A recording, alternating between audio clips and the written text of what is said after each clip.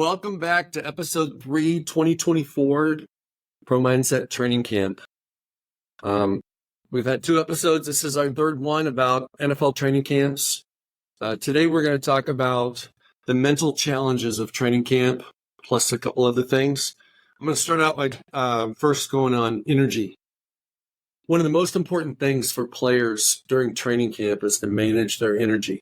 They get 1 day off every 7 days. And they've got to be, this is one of those games, training camp is one of those things where when the lights are on, the player's got to be ready to go.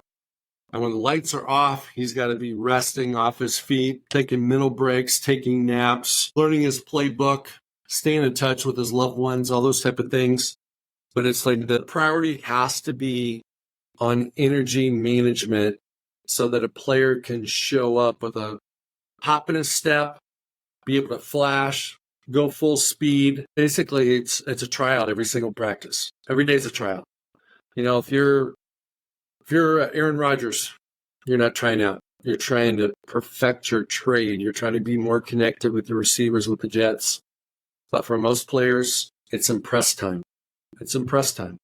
If you're either impressing the team or you're depressing yourself, one or the other, because there's nothing in between. Okay. And the way that you can demonstrate that excellent energy management is by making every rep count. You know, in the NFL, they've got these very up-tempo, fast practices. It's not like college where you do, lots of plays over and over again, or high school where they're, it's even in the pros, it's all about business. The team period might have 12 plays. That's it. 12 plays. You might get in for 2. You don't know which 2. Are you ready when your number's called? And it's one of those things where you've got to maximize that opportunity when you get it. The more you maximize your opportunities, you'll see a trend where you'll get more opportunities. And if your opportunities are getting less and less and less, it's usually a result of one of 2 things. Either the guy you're competing with is doing amazing and they want him to be the guy because he's proving it. That's generally that's very common. Or the other one is you're stinking it up. And when you're stinking it up, you don't deserve it. And you're not going to give it to you. The reps are so precious that they're not just going to give you reps just to check a box. They're not going to give you reps just to make you feel good. This is like I've shared before, it's a meritocracy. It's a merit business. The politics are out the door during training camp. At the end of training camp, when they're trying to make some crucial roster decisions, sometimes politics comes in. The way it comes in is in terms of money, comes in terms of salary cap, comes in terms of cap hits, things like that. Let's talk about the mental struggles. The mental struggles, to me, I'm going to go through 2 primary ones. One is competition and comparison. And the second one is perfection. So let's just go to comparison and competition. One of the things that the players that do the best are the players that compete, not compare. If they're focused on comparison, how their teammates doing, how the other guys are doing, it's not for them.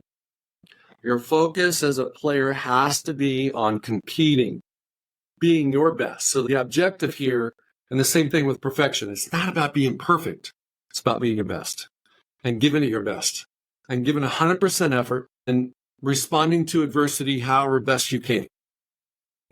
It's not about keeping score. It's not about getting butthurt when a coach throws up a play in front of the position group and says, this is not how we do it. And you're the dude that's doing it. Can't be butthurt about it. It's just part of the game. So it's not about comparison, and it's not about counting reps either.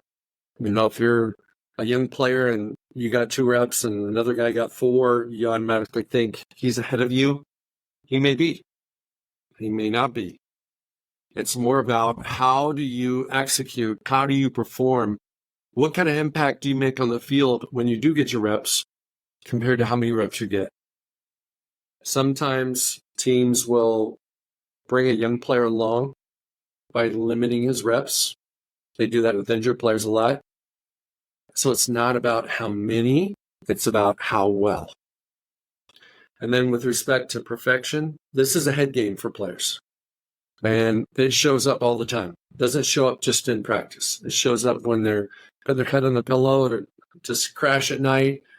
It's when their subconscious mind is drifting into, hey, how did I do? How can I do better? How can I impress the coach more? How can I earn his trust more? How can I get more playing time? How can I get more reps? When you start focusing on trying to be perfect, that is the beginning of the end.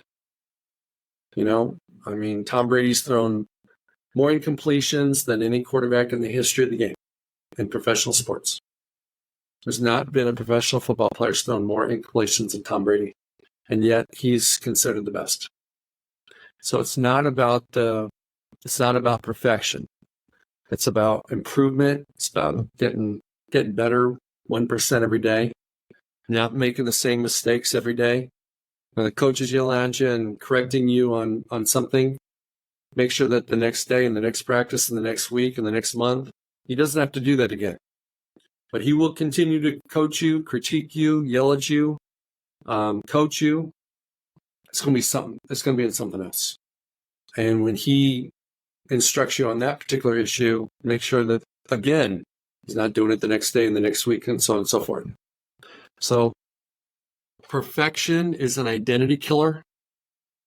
It affects players in such a way that they start experiencing failure and missed opportunities and almost plays. They almost make the play because they're trying to be perfect. And so comparison does the same thing. It's paralyzing. When everybody gets hot. It's like playing golf. Somebody has a couple good holes in a row. Doesn't mean they're going to beat you. You're playing against the course anyway, but when you want to compare scores at the end of the match, they can have 3 birdies in a row and still not beat you. So in football, a guy can have a hot week, and the coaches are loving on him, giving him a lot of attention. He happens to play the same position that you do. You've got to stay the course. You got to stay locked in. You got to stay getting better. Focus on being the best you can be. Honestly, if at the end of training camp and you ball out and a player does the best he can do, but he doesn't make the team, wasn't meant to be. He'll go somewhere else. He'll play for somebody else. What really is humbling for a player is when he would have made the team, but for the fact he didn't play his best. All he had to do was play his best and he was going to make the roster. But he didn't play his best. And the most common reasons for players not to play the best is they're comparing and they're striving for perfection instead of just being the best. Last thing I've got for today is that players have to have routines, daily routines. They've got to have routines in the morning and they have to have routines in the evening. Whether it's quiet time, prayer time, breath work, meditation, it doesn't really matter what it is. They have to build into their schedule. I'm going to review my practice. I'm going to review my playbook before practice. I'm going to review my playbook compared to the plays we actually called in practice after practice. You have to have routines, even in your eating habits, sleeping habits, resting habits, all those types of things.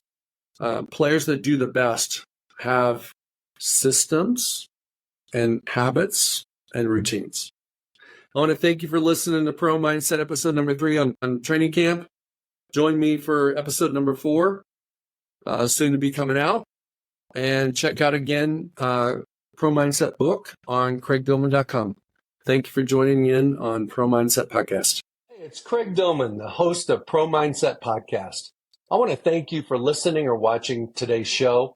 And you can catch us every week on the normal social media platforms like YouTube, Facebook, Instagram, and all the listening podcast platforms. I hope you enjoyed today's show. And more importantly, I hope you gained a pro mindset insight. Please be sure to rate and review Pro Mindset Podcast. And I look forward to catching up with you on our next show.